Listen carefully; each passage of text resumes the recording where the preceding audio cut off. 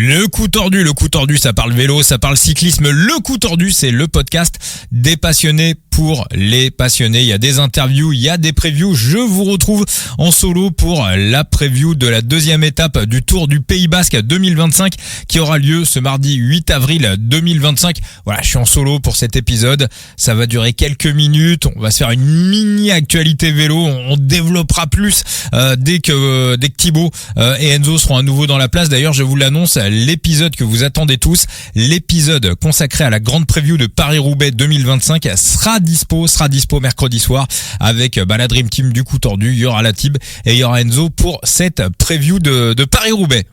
Allez, petite actualité vélo.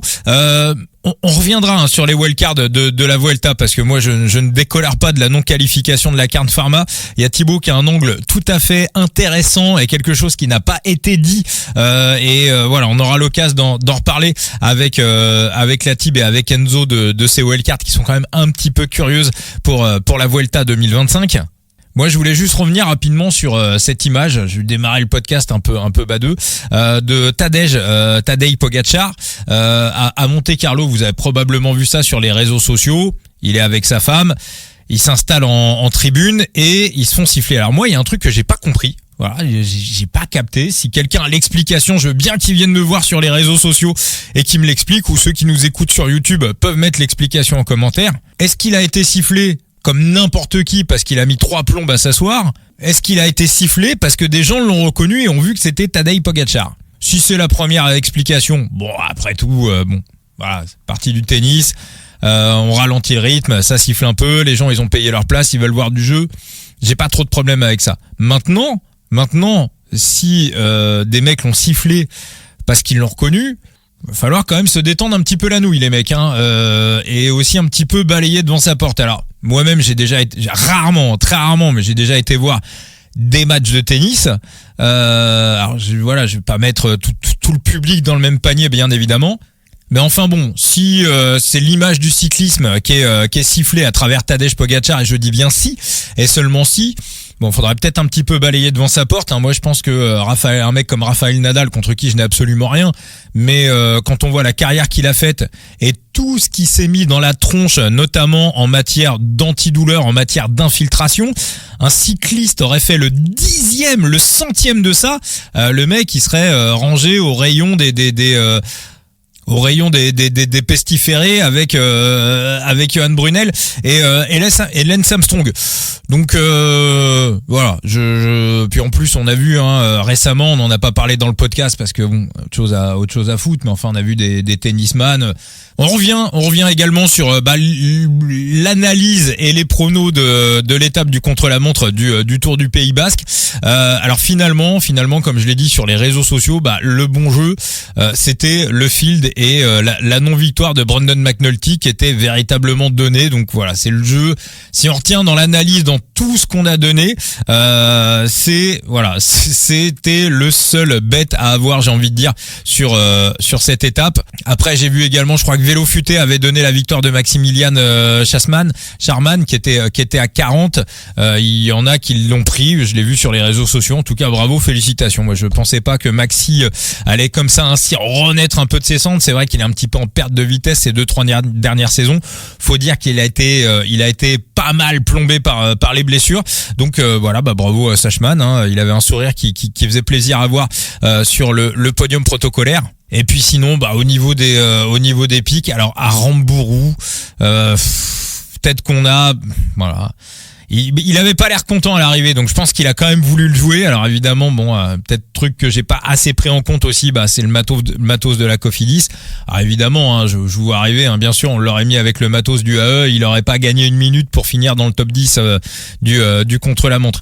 Mais encore une fois, pourquoi ce bet? Parce que à plusieurs reprises, alors peut-être sur des parcours un peu plus cassants, il a vraiment été à 2 doigts de faire des trucs, et notamment un fameux chrono du Dauphiné où il allait faire 2e et il est tombé, il est tombé dans un virage pas très très loin de l'arrivée, alors que sur les temps intermédiaires, il était extrêmement bien parti. Donc c'est un mec qui sait faire, qui peut faire, et qui a jamais eu de gros classements, mais parce qu'il a eu des impondérables.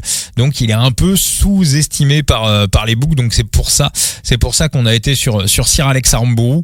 Maintenant, c'est clair que ça fait 2 fois, on l'avait pris sur Tirreno, on s'est planté. Je l'ai repris là sur le Pays Basque, encore une erreur. Donc je pense que clairement, depuis qu'il est arrivé à la Cofidis, le contre-la-montre, c'est quand même un exercice qui est assez particulier. Faut le travailler.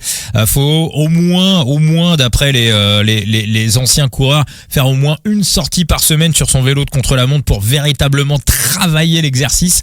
Donc je suis pas convaincu que ça soit véritablement l'une des priorités de Sir Alex Aramburu en ce début d'année 2025. Du côté des autres pics, finalement j'ai craqué. Je vous ai dit que j'allais peut-être pas forcément le faire. Finn Fisher Black contre Ethan Hayter, tout simplement parce que les cotations s'étaient retournées au moment où j'ai allumé le podcast hier. Finn Fisher Black était à 1,6, Hayter était un petit peu plus de 2, et puis ça s'est inversé. Finalement, Finn Fisher Black s'est retrouvé à 2,10 et Ethan Hayter était à 1,60. Donc la cotation fait que j'y étais. Alors Hayter clairement au-dessus de ce que j'attendais. Voilà. Ça y est, il se réveille. En tout cas, lui, l'exercice du contre-la-montre, s'il a pas trop bossé ses sprints, à mon avis, son contre-la-montre, il l'a travaillé et il l'a bien travaillé parce que il finit 4e à seulement 6 secondes du vainqueur. Donc, Eitan est de retour. Après, en dehors des paris que j'ai donnés, je suis content parce que c'est un coureur que j'aime bien. J'en discutais ce week-end en privé avec l'ami Samuel, le Ratagaz. Allez vous abonner au Ratagaz. Il fait des interviews, voilà, il y a pas mal d'analyses sur son compte Instagram, et puis il interview des coureurs sur sa chaîne YouTube, le Ratagaz. Et on était assez d'accord. Ethan Hayter, il y a 3-4 ans. Rappelez-vous, des ascensions de 2-3 km, des trucs ultra raides chez Ineos. 2021, il éclatait tout, 2021, 2022, et puis bon, c'est un peu perdu. Son frère a arrêté sa carrière. C'est pas trop ce qui s'est passé, mais en tout cas, voilà. En tout cas, ce qui est sûr, c'est qu'il est très très en forme, et voilà, première perf et premier résultat. Et par contre, Finn Fisher Black était largement en dessous de ce que j'ai imaginé. Alors, c'est vrai qu'au premier intermédiaire, il était très très bien parti. Il était seulement à 3 secondes de la tête, et certains se sont demandé, comme moi, parce qu'à la fin il finit pratiquement à 1 minute, à 46 secondes je crois, certains se sont demandé s'il y a eu un impondérable, est-ce qu'il est tombé, est-ce qu'il y a une crevaison, quelque chose comme ça. Pas du tout. FFB a tout simplement craqué, il est parti trop fort, trop vite, et il a littéralement explosé sur la deuxième partie du parcours, un petit peu à la Brandon McNulty. On bascule donc sur cette deuxième étape du Tour du Pays Basque. Alors bon, on va du côté de l'Odosa, parcours assez mal plat malgré tout, même si en logique on devrait avoir un sprint. C'est vrai que le final, la deuxième partie est assez cassante. Au niveau de la météo, c'est très très calme, il y aura très peu de vent et on aura un beau soleil, un temps assez semblable à ce qu'on a vu aujourd'hui. Alors on se dit sprint, oui, sprint en logique, parce que évidemment les écarts au classement général sont relativement serrés, donc la Soudal va vouloir contrôler pour garder le maillot de leader de Maximilian Schachmann.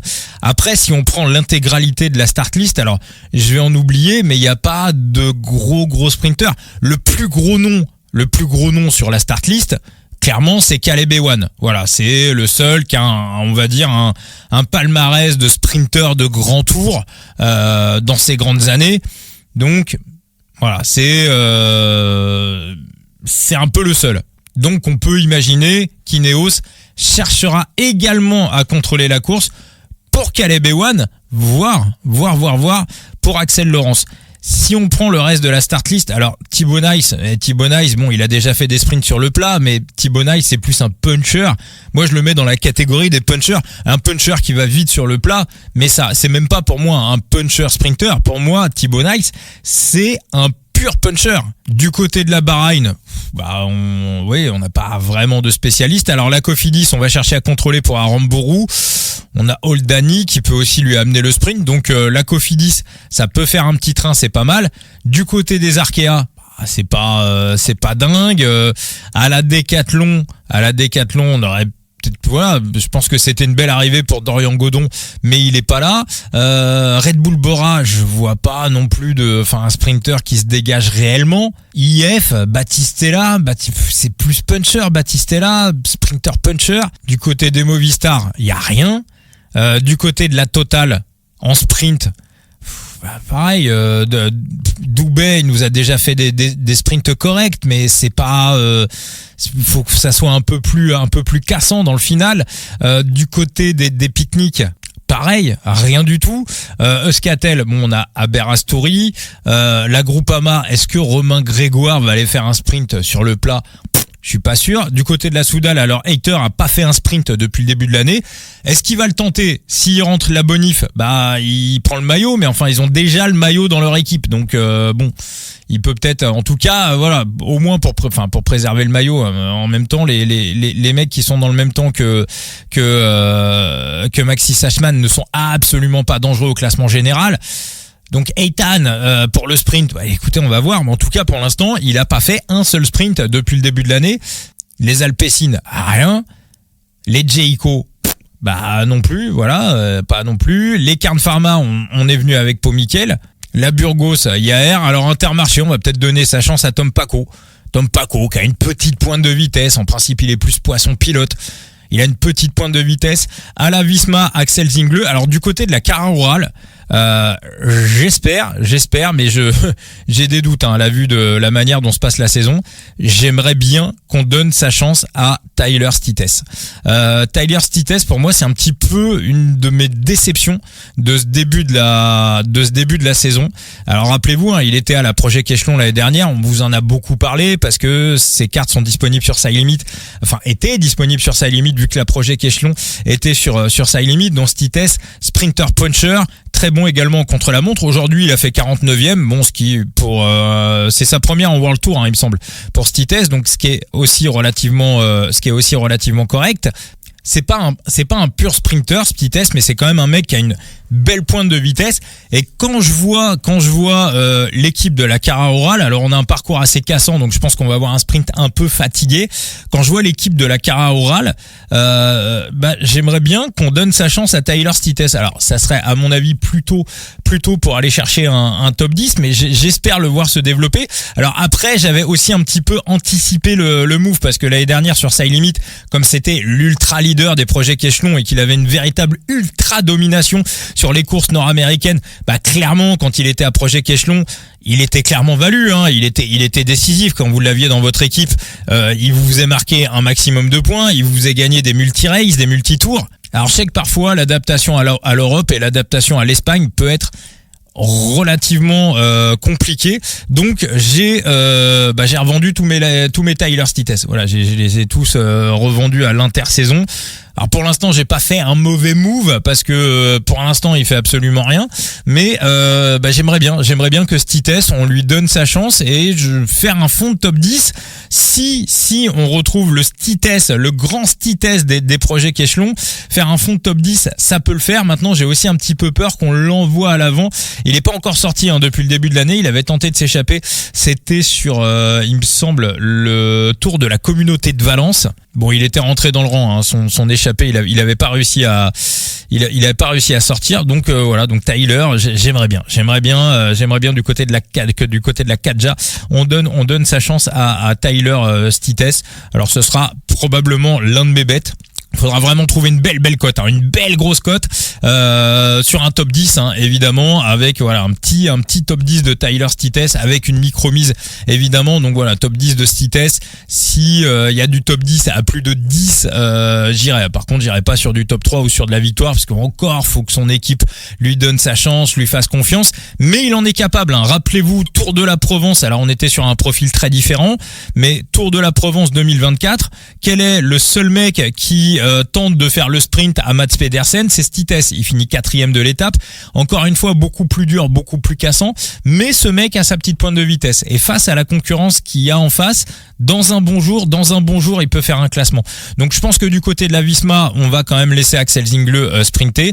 On a Ide Schilling pour les Astana, et du côté de la Tudor, on n'a pas ramené de sprinter. Est-ce que je donne du crédit à l'échappée? Alors échappée matinale, peut-être pas, parce que encore une fois, il y a quelques équipes qui ont des intérêts à rouler, ne serait-ce aussi que les équipes qui veulent jouer le classement général. On va pas laisser un coup tordu s'échapper et prendre 15-20 minutes d'avance, parce qu'après ça serait galère pour remonter. Donc ça va être contrôlé à la fois par la Soudal, par les 2-3 équipes de sprinters et par les équipes de leaders. En revanche, voir un coup partir dans le final, et terminer avec quelques ondes d'avance. On a une espèce de petit talus à 20 bornes de l'arrivée. Voilà, ça peut aussi casser. Il n'y a pas énormément de vent, mais si on a une deuxième partie de course, on va dire relativement rapide à l'usure, du 114e kilomètre jusqu'au 180e, ouais, même presque jusqu'à l'arrivée, ça monte, ça descend, ça monte, ça descend, ça monte, ça descend. Il y a quasiment pas un mètre de plat. C'est pas très très haut, c'est des enchaînements de faux plats bien évidemment, mais ça peut aussi être usant et un petit groupe peut aussi se détacher. C'est pas non plus un truc complètement hallucinant, même si bien évidemment la grande probabilité c'est qu'on ait un sprint dans les rues de Lodosa. Alors le sprint, c'est plat, allez, on va dire 1% peut-être, 1% et demi, c'est un très très très léger faux plat montant. Alors au niveau des cotations, alors pareil, encore une fois, je vous ai pas fait le détail des trains, mais je vois pas non plus un train véritablement très très efficace. Au niveau des cotations, on a, alors je rappelle que jouer avec excès comporte des risques. Je le dis pas parce que c'est la règle. D'ailleurs, jamais personne ne m'a dit applique cette règle dans ton podcast, Vincent. Je le dis parce que c'est une réalité. Mais au niveau des cotations, je suis quand même extrêmement surpris de voir que Caleb Ewan est favori à 2 sur le Bookref. Et il était même sorti à 1,90, donc il y a eu un rééquilibrage du marché. Donc on voit que on va dire que les premiers mecs qui prennent les pics sur le Bookref sont pas complètement idiots. Je rappelle ce que c'est le Bookref, c'est un bet étranger qui sort les premiers bets et voilà, et pendant une bonne heure on peut parier. Alors moi je peux pas parier dessus parce qu'il est pas accessible en France, mais les premiers bets se font sur ce fameux Bookref. Donc vous avez les sorties de cote, la sortie de marché très clairement, et ensuite le Bookref réadapte les cotes en fonction des premières mises qui sont posées sur ce Bookref, et ensuite les bookmakers du monde entier, dont les bookmakers français, récupèrent les cotes du Bookref et les réajustent aussi à leur manière, en restant bien évidemment sur les cotations proposées par le Bookref. Par exemple, un bookmaker français ne cote pas lui-même, c'est pas un trader dans son bureau qui se dit tiens, il y a des cotations, je vais coter moi-même la deuxième étape du Tour du Pays Basque. Non, il récupère un travail qui est déjà fait, et ensuite il le réadapte, il le ressauce. On avait eu un très très bon épisode d'ailleurs avec François, ancien bookmaker, ancien trader chez deux célèbres bookmakers. Vous pouvez remonter, on avait fait cet épisode-là au mois de novembre, qui est d'ailleurs le deuxième épisode le plus écouté de toute l'histoire du coup tordu. Il avait balancé un petit peu tous les secrets des bookmakers. On le fera revenir, je pense, François, un de ces quatre dans le podcast, parce que vous avez kiffé l'épisode. Et donc voilà, Caleb Ewan à 2, je pense qu'il est à 2 parce que c'est le plus gros nom de la start list, encore une fois. Alors Caleb, c'est vrai, il est revenu. Il a signé chez Ineos, pour ceux qui n'ont pas suivi l'histoire, il a rompu son contrat avec la Jayco, après avoir l'année d'avant rompu son contrat avec la Lotto Soudal. Du côté de la Lotto, les coureurs, ses anciens équipiers, expliquaient qu'il avait peur de tout, qu'il n'arrivait plus à frotter. Du côté de la Jayco, ça s'est pas beaucoup mieux passé. Il y a eu une seule victoire, c'était sur le Tour d'Oman l'année dernière en début de saison, sur un sprint un peu, on va dire, un peu en faux plat montant, où il n'y avait pas de garde de placement, une route très très large, bref, un truc complètement taillé pour Caleb, et en début de saison, donc il est revenu du côté des Ineos. Il a gagné sa première course sur la première étape de la Coppi Bartali. Maintenant, reprenez cette étape-là de la Coppi Bartali. On était sur une étape qui était complètement plate. Il n'y avait pas un pont d'autoroute sur la journée.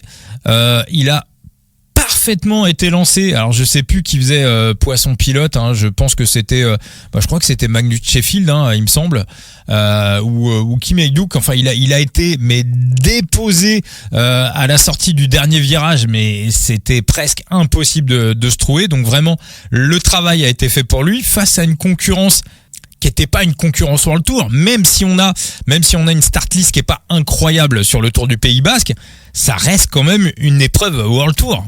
Et puis on voit le classement de cette étape, victoire de Caleb Ewan. Alors ensuite on a Kogut, champion d'Israël, qui est un bon sprinter d'ailleurs, Kogut. Moi j'ai quelques-unes de ses cartes sur sa limite, mais pour l'instant j'ai je pense qu'on n'a pas encore vu le meilleur de Kogut. Hein. Il a été un peu mieux l'année dernière. Il avait gagné une étape sur la Croix Race, donc je pense que c'est un des coureurs qui va monter en puissance jusqu'à l'été. On a Jason Tesson à la 3e place. Jason Tesson, pareil, hein, qui est aussi un peu en phase de recherche de forme. Ça a été un peu compliqué. Je crois qu'il a eu des ennuis de santé sur le début de saison.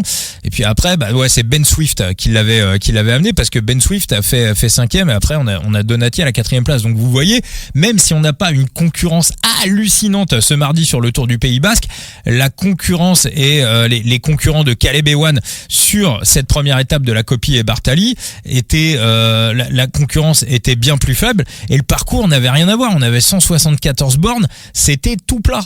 Et ensuite, sur le reste de cette Coppi Bartali, dès qu'on a eu des étapes qui montaient, qui descendaient un petit peu, Caleb a pas vu le jour. Alors que dans ces grandes années, rappelez-vous, sur certains sprints un peu montants, moi je me rappelle d'une étape notamment de l'UAE Tour, où il était à la lutte contre Roglic, il l'avait même battu, hein. C'était un sprint en côte sur 500-600 mètres. Donc ça, dans ces grandes années, Caleb était capable d'assumer ce genre de choses. Aujourd'hui, est-ce qu'il est capable d'assumer le dénivelé de cette deuxième étape du Tour du Pays Basque? Je vous avoue que j'ai beaucoup de doutes. Alors, c'est pas dingue, hein, on a 1700 mètres de dénivelé sur l'étape. C'est pas oufissime. Maintenant, c'est surtout ramasser sur la deuxième partie de l'étape. Et si vous rajoutez au fait que Caleb n'aime plus frotter depuis quasiment 2 ans, à moins que chez les Ineos on ait trouvé un bon psychologue du sport, qui fait qu'il aime à nouveau frotter. Alors ce qui va pour lui, c'est qu'il a quand même un magnifique poisson pilote qui s'appelle Axel Laurence. Axel Laurence, c'est incroyable. Mais rappelez-vous également que dans les discussions qui ont amené Caleb Ewan chez Ineos, visiblement on le prendrait également pour peut-être faire poisson pilote. C'est aussi quelque chose qui a été envisagé sur certains sprints de le faire travailler pour Pipo Ganna. C'est quelque chose qui est sorti à droite à gauche. Donc, est-ce que Caleb va pas être aussi poisson pilote pour Axel Laurence? C'est pas une hypothèse qui est complètement délirante. Donc, tout ça mis bout à bout me fait dire que le field de Caleb Ewan va être très très bon à prendre. Donc Caleb. Alors sur le boucref, il est à 2, donc j'imagine qu'on va avoir un field aux alentours de 1,70. Voilà, jusqu'à 1,60, c'est bon à prendre. Caleb Ewan ne gagne pas cette deuxième étape du Tour du Pays Basque avec une bankroll de 0,25%. Le deuxième pick, ça sera le top 10 de Tyler Stites, notre Américain. Je suis en train de chercher sa cote sur le boucref pour essayer d'imaginer à peu près ce que c'est qu'un top 10. C'est aussi l'avantage un peu de traîner sur Side Limit, c'est qu'il y a des coureurs qui arrivent et on les connaît un petit peu mieux que ceux qui sont pas sur Side Limit. Alors je vous avoue que je vois pas Stites, j'ai l'impression qu'il est même pas coté sur le boucref en fait. Alors je suis quand même assez halluciné parce que en principe en France, alors des fois ça arrive que les book FR oublient de coter certains coureurs. Par contre, sur le boucref, si, voilà, ça y est, je l'ai trouvé mon Tyler Stites. Je savais que du côté du boucref, on travaillait bien. Alors, il est à 301. Il est à 301 pour la victoire. Alors, c'est vrai que, rappelez-vous hier, à Rambourou, il était à 401 et son top 10, ça s'est terminé à 6. J'avais dit que je prendrais pas au-dessus de 7 et puis finalement, j'ai craqué, j'ai pris à 6, ce qui était une connerie. Tyler Stites, à 301. J'espère qu'on aura du top 10 au moins à 10. Ami bookmaker, je suis pas dans une bonne phase en ce moment, donc si vous, voilà, dites-vous que je suis pas dans un bon run là depuis un mois, que je suis pas bon. Ça va revenir, de toute façon on le sait. Il y a toujours des phases, comme ça. Mais après un très très bon début d'année, on est un petit peu rentré dans le rang. Mais voilà, mettez-nous au moins une cote à 10 pour le top 10. Voilà, on réclame, on veut la cote à 10 de Tyler Stites. Et voilà, et si jamais on a cette cote à 10, on partira sur une BK de 0,05%. J'irai pas plus loin pour ce coup tordu. On se retrouvera dans la soirée du mardi 8 avril pour l'épisode 270 et pour la preview de la 3e étape. On verra s'il y a quelque chose à faire également sur le Grand Prix de l'Escaut. On regardera ça en tout cas. On suivra également le région Pays de la Loire Tour. On va le suivre, on va le regarder bien sûr. Il y a aussi une autre épreuve actuellement sur Side Limit.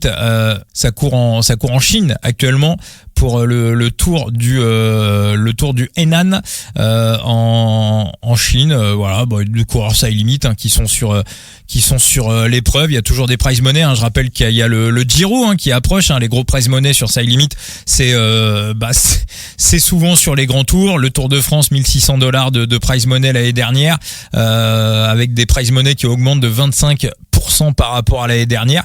Donc inscrivez-vous sur Side Limit. Il faudra qu'on se refasse un tirage au sort d'ailleurs à l'occasion pour vous offrir une reward. Je vous redonne mon code de parrainage coup tordu 0 avec le chiffre 0. Même sur Side Limit en ce moment j'en touche pas une, comme quoi le niveau également augmente aussi sur Side Limit. Donc bravo à tous les managers. Donc coup tordu 0, si vous avez des questions sur le jeu, n'hésitez pas. C'est aussi une autre manière de jouer, de vivre le divertissement sportif. Vous achetez vos cartes de coureurs, vous les revendez, vous faites du troc, vous faites du trading avec les coureurs que vous achetez, puis derrière vous les alignez également sur les compétitions et en fonction de leur performance réelle, vous gagnez de l'argent et vous remportez des rewards d'autres couleurs que vous pouvez également monétiser. Voilà, n'oubliez pas de vous abonner également à tous les réseaux sociaux du Coup Tordu, présents sur Twitter, Instagram, Facebook, sur YouTube, on est là aussi. Allez vous abonner sur la chaîne YouTube du Coup Tordu. Thibaut Chambre sur son site, sur son compte Twitter Thibaut Chambre tout simplement. Et puis Phoenix avec son site The Big Gear et ses previews sur son site The Big Gear et son compte Twitter, son compte X, c'est Analyste Phoenix. Merci les amis et à très très vite.